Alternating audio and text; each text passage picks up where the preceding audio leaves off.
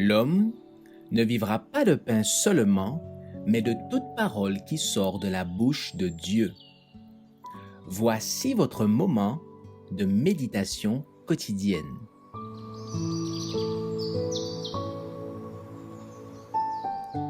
Maranatha. Le 30 avril. Le ciel nous attend. Comme le Père m'a envoyé, moi aussi je vous envoie. Jean 20, verset 21.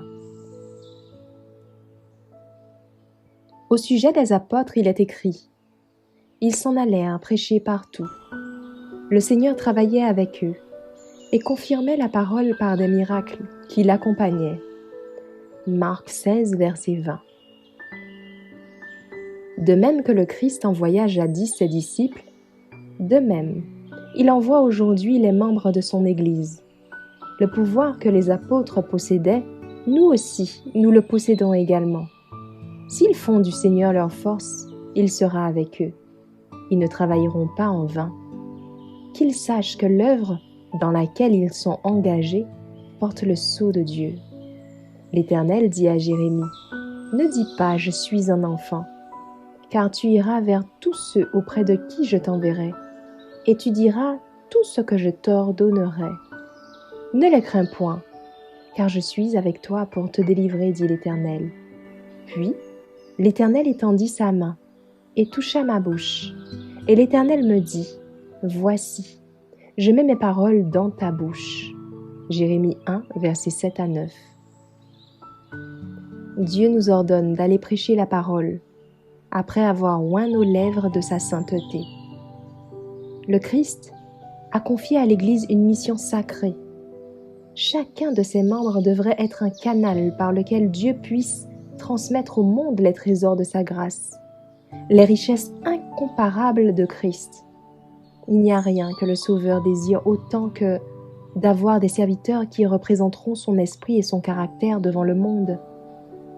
Car celui-ci a un besoin impérieux de voir l'amour du Sauveur manifesté dans l'humanité. Le ciel entier est à la recherche d'hommes et de femmes par lesquels Dieu puisse révéler la puissance du christianisme. L'Église est l'instrument employé par Dieu pour la proclamation de la vérité, car elle est qualifiée en vue d'une œuvre spéciale. Et si elle reste fidèle, si elle obéit à tous les commandements, l'excellence de la grâce divine habitera en elle. Si elle honore le Seigneur Dieu d'Israël, aucune puissance ne pourra lui résister. Le zèle pour Dieu et pour sa cause poussait les disciples à rendre témoignage de l'Évangile avec puissance.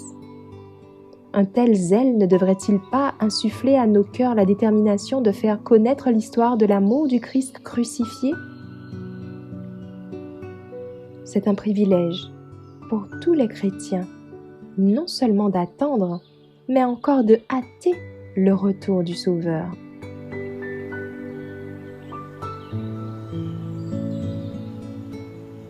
Merci d'avoir écouté cette présentation.